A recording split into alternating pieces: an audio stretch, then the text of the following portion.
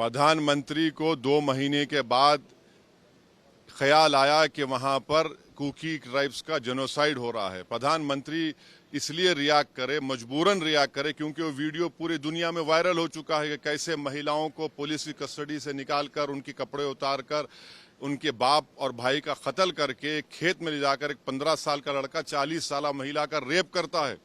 प्रधानमंत्री अगर वीडियो नहीं निकालता तो प्रधानमंत्री क्या करते? 2 महीने में 130 चर्चिस को जला दिया गया, 6000 हथियार को लूटा गया, 60,000 गोलियों को लूटा गया, 50,000 लोग डिस्प्लेस हो चुके हैं। और देश के प्रधानमंत्री 2 महीने के बाद अपनी तकलीफ कैसे हल करते हैं?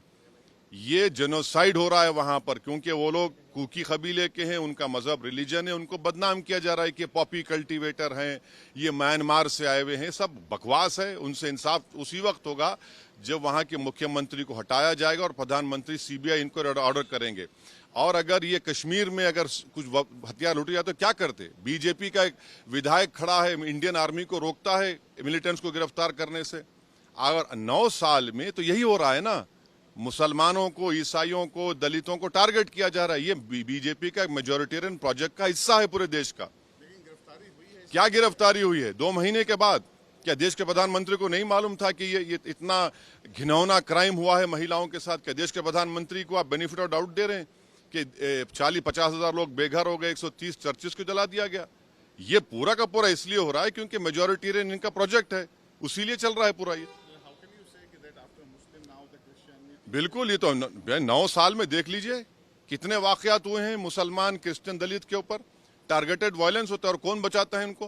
किसके बारे में कहा जाता है कि इनको मारा जाए, इनको भगाया जाए, इनके महिलाओं को रेप किया जाए? कि सुप्रीम कोर्ट ने इन तमाम बातों का नोट नहीं लिया और केस बुक करने के लिए नहीं कहा? चाहे महाराष्ट्र हो या धर्म संसद हो या फिर आप देख रहे हैं यहाँ पर मणिपुर में आपकी सरकार है, वहां का मुख्यमंत्री का फेसबुक पोस्ट कभी उठाकर पढ़िए, क्या लिखता है, क्या जबान में कहता है। वो तो खुलम खुला कह रहा है कि कुकी लोगों को वो नफरत करते हैं।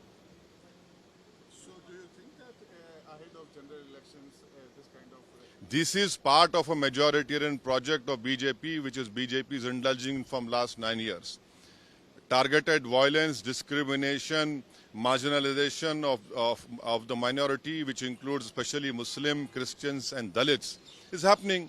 This targeted genocide of Kukis is part of the majoritarian project. 130 churches have been burned down. 50,000 people are displaced. Many women have been raped. 6,000 weapons have been looted. 60,000 rounds have been looted. BJP MLA stops Indian Army from taking away militants. Even if 10 weapons were looted in Kashmir or 100 rounds were looted in Kashmir, what would have happened in Kashmir? This is the majoritarian project of the BJP, and the Prime Minister is now, after 2 months, showing his anger. If the Prime Minister is sincere, let him remove his Chief Minister. Let the Prime Minister order a CBI inquiry and let us have a proper discussion in Parliament. Why is the government running away?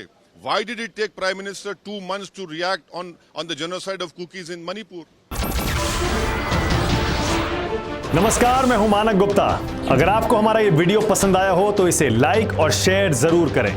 और हां, हमें subscribe और follow करना ना भूलें ताकि आप देश और दुनिया की कोई खबर मिस ना करें। तो जुड़े रहिए हमारे साथ और देखते रहिए न्यूज़ 24।